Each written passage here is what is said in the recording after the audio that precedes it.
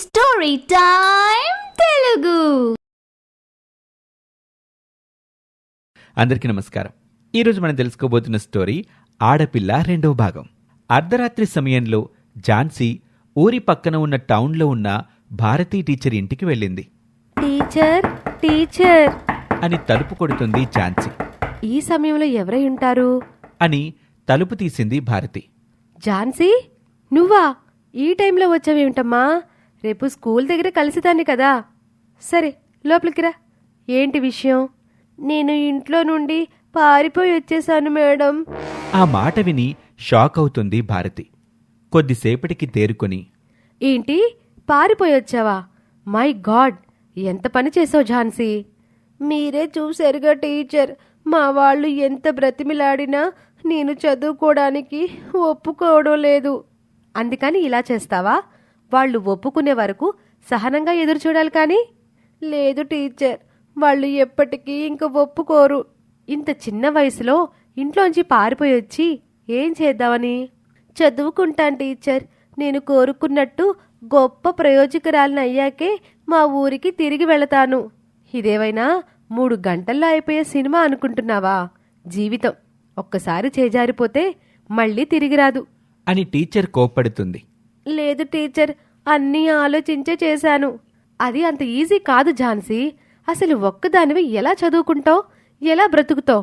పైగా మేజర్వి కూడా కాదు. ఏ వర్కింగ్ ఉమెన్స్ హాస్టల్లోనే ఉంటూ పార్ట్ టైం జాబ్ చేస్తూ చదువుకోవడానికి. ప్లీజ్ టీచర్, మీరే ఏదో ఒకటి చెయ్యండి. ఇది నా వల్ల ఏ పని కాదు ఝాన్సీ. అప్పుడు మీరే కదా టీచర్ ప్రోత్సహించారు, ఇప్పుడు కాదంటారేమిటి? అందరు ఆడపిల్లలాంటి పరిస్థితులే నీకు ఉంటాయని అలా చేశాను.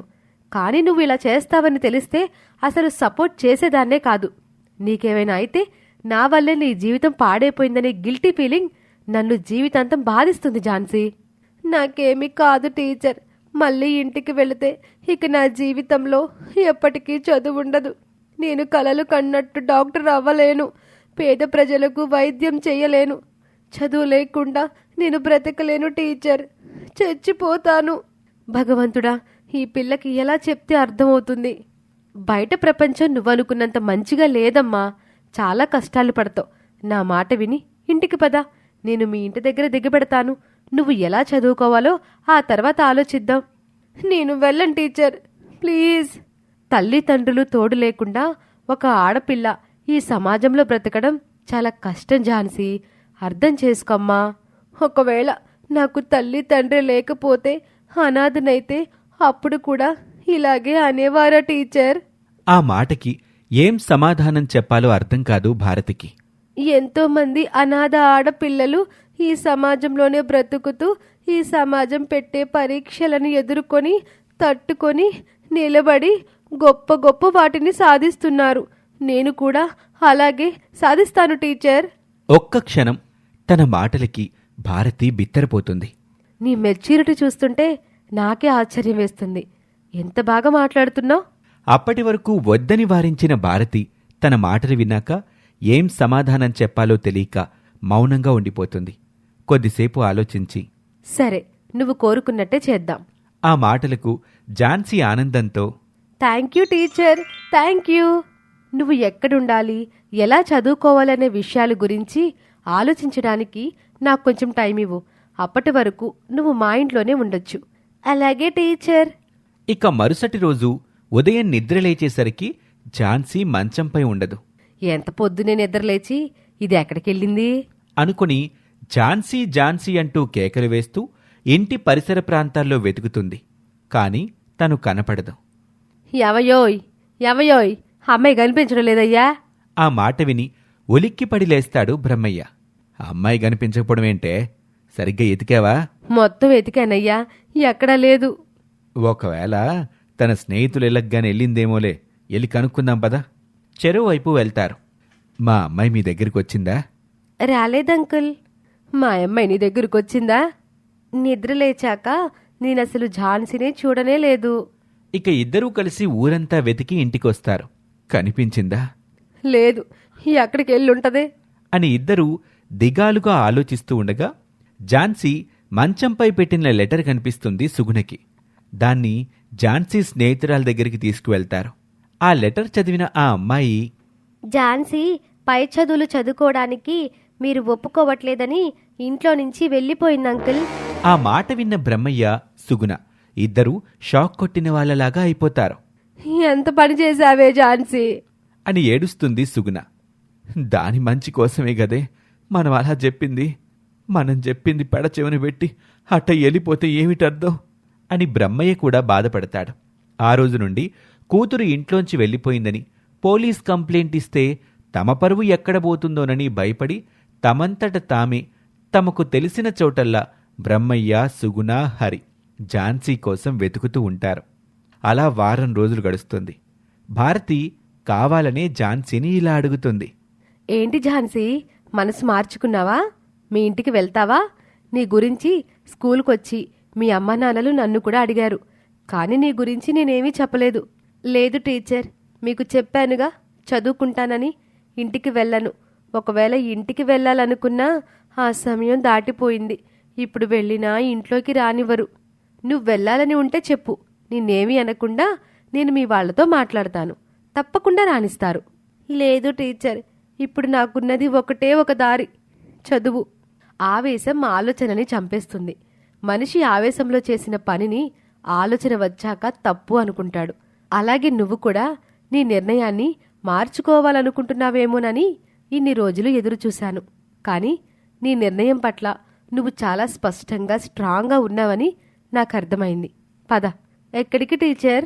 చెప్తాను అని ఝాన్సీని తీసుకుని వెళ్ళిపోతుంది భారతి. చూడు ఝాన్సీ, ప్రస్తుతానికి నువ్విక్కడే ఉంటూ చదువుకోవడమే నీకు సేఫ్. Okay teacher.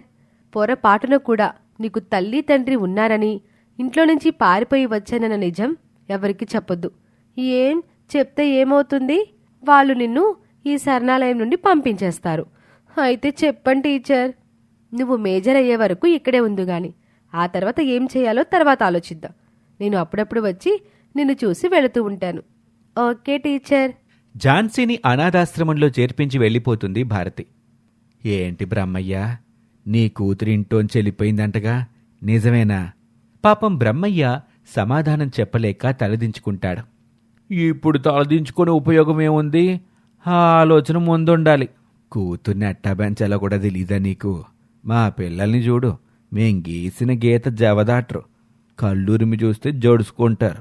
అది పెంపకం అంటే. మీ అమ్మాయి మన ఊరి పరువు తీసింది. మన ఊరు ఆడపిల్లలంటే ఎంతో గుట్టుగా పద్ధతిగా ఉంటారని చుట్టుపక్కల ఊళ్ళోళ్ళందరూ అనుకుంటారు. నీ కూతురు ఆ పేరుకే మాయని మచ్చ తీసుకొచ్చింది. పిల్ల అర్ధరాత్రి ఇంట్లోంచి పారిపోతుంటే పక్కనే ఉండి కూడా తెలియలేదా? మరీ అంత మొద్దు నిద్ర ఏంటయ్యా? ఆడపిల్ల తండ్రి ప్రతి క్షణం వాళ్ళ పట్ల ఎంత బాధ్యతగా ఉండాలో, ఎంత అప్రమత్తంగా ఉండాలో ఆ మాత్రం కూడా తెలియదు నువ్వు ఆ ఆడపిల్లని గనటం ఎందుకయ్యా దండగా? వాళ్ళ మాటలకి మోహన్ చిన్నబుచ్చుకుంటాడు బ్రహ్మయ్య. అవమాన భారంతో పని మధ్యలోనే వదిలేసి ఇంటికొస్తాడు. సుగుణ కూరగాయలు తీసుకుంటూ ఉండగా పక్కనే ఉన్న మంగమ్మ, పిల్లల్ని కండం జంతువులు కూడా చేస్తాయి. వాళ్ళకి సరైన బుద్ధులు పద్ధతులు నేర్పకపోతే మనకి జంతువులకి తేడా ఏముంది? ఆడపిల్ల ఇంటి నుంచి పోయిందంటే ఇంటి పరువు కూడా గంగలో కలిసిపోయినట్టే. తల్లి తండ్రి కళ్ళు గప్పి అర్ధరాత్రి ఇంట్లో నుంచి వెళ్ళిపోయిందంటే అది మామూలు ఆడది కాదు. దాని గుండె ధైర్యం తాగలాడా తలచుకుంటేనే వెన్నులో వణుకు పడుతుంది. తెగించిన ఆడదానికి భయమే ఉంది చెప్పు, మనలాంటి వాళ్ళకుంటుంది గాని. ఈ వయసులోనే ఈవిడి గారి కూతురు ఇలా చేసిందంటే పెద్దయ్యాక ఇంకెలాంటి పనులు చేస్తుందో. ఊరికి ఇలాంటి దొక్కతుంటే చాలు, ఊరికే చెడ్డ పేరు తీసుకురావడానికి. ఇంకా నయం, మన పిల్లల్ని కూడా చెడగొట్టలేదు. వాళ్ళ సూటిపోటి మాటలు తట్టుకోలేక అక్కడ్నుంచి ఇంటికొచ్చేస్తుంది సుగుణ. ఊరి వాళ్ళందరూ వాళ్ళని అలా హేళన చేస్తూ ఉండడంతో అప్పటి వరకు కూతురి జాడ ఎక్కడైనా తెలుస్తుందేమోనని వెతుకుతూ ఉన్న బ్రహ్మయ్య, సుగుణలకి ఝాన్సీ మీద ఉన్న ఆ కాస్తో కూస్తో ప్రేమ కూడా అసహ్యంగా మారిపోతుంది. తనపై చాలా కోపం ఏర్పడుతుంది. చిచ్చి, అది చేసిన పనికి ఊళ్ళో తలెత్తుకుని తిరగలేకపోతున్నాను. ప్రతి ఒక్కడూ మొహాన ఉమ్మేస్తున్నాడు, నీతులు చెప్తున్నారు. మన పరువు మొత్తం పోయింది. అయినా ఊర్లో ఏ ఆడపిల్లకి లేని ఈ పై చదువులు చదువుకోవాలనే కోరిక దీనికి రావడం ఏంటో, ఇంట్లోంచి వెళ్ళిపోవడం ఏంటో, అంతా మన కర్మ. మన కడుపున చెడబుట్టింది. దీన్ని కనకపోయినా బాగుండేది. నలుగురిలో నవ్వుల పాలు చేసింది. అసలు మొదట్నుండే ఈ చదువు గిదువులు వద్దని స్కూల్కి పంపించకుండా పొలం పనులు కీడ్చుకెళ్తే ఈరోజు మనకి ఈ పరిస్థితి వచ్చేదే కాదు. అంతటికీ కారణం నువ్వే. అదలా చేస్తుందని నేను మాత్రం అనుకున్నానా ఏంటయ్యా? కాళ్ళ వేళ్ళపడి బ్రతిమలాడటంతో ఏదో ఆశపడుతుంది కదా, కనీసం 10వ తరగతి వరకైనా చదివిద్దామని దానిపై జాలిపడి హై స్కూల్కి పంపించినందుకు నాకు బాగా బుద్ధి చెప్పింది. మళ్ళీ అది ఈ ఇంటి గడపలో కాలు పెడితే దాని కాళ్ళు ఇరగ్గొడతాను. ఏ మొహం పెట్టుకుని మళ్ళీ వస్తుందయ్యా? కన్న తల్లి తనుల మాట లెక్క చేయని కూతురు ఉన్నా ఒకటే లేకపోయినా ఒకటే. ఏక నుండి మనకి కొడుకొక్కడే. కూతురు లేదనుకో, దాని ఊచు మళ్ళీ ఈ ఇంట్లో ఎత్తబాకు. అట్టాగే. ఝాన్సీ రాత్రి పగలు కష్టపడి చదివి ఇంటర్మీడియట్ ఫస్ట్ ర్యాంక్లో కంప్లీట్ చేస్తుంది. కంగ్రాచులేషన్స్ ఝాన్సీ, నువ్వు ఫస్ట్ ర్యాంక్లో పాస్ అయినందుకు నేను నీకు ట్రీట్ ఇస్తున్నాను. ఎంజాయ్ చేయి, నీకు నచ్చింది తిను. థ్యాంక్స్ టీచర్ అని ఇద్దరూ సరదాగా తింటూ ఉంటారు. ఇప్పటి వరకు నా మనసులో ఏదో ఒక మూలన నువ్వు ఇంట్లో నుంచి రావడం పట్ల బాధ ఉండేది. కానీ నీ ప్రోగ్రెస్ చూశాక ఇప్పుడిప్పుడే నాకు కాస్త ఊరట లభిస్తుంది. నువ్వు అనుకున్నది సాధించిన రోజున అది పూర్తిగా పోతుంది.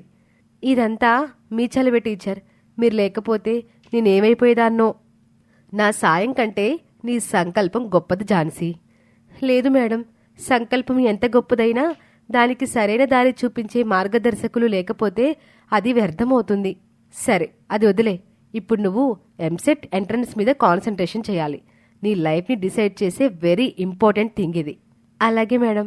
ఇక ఆ తర్వాత ఏమైందో వచ్చే భాగంలో చూద్దాం.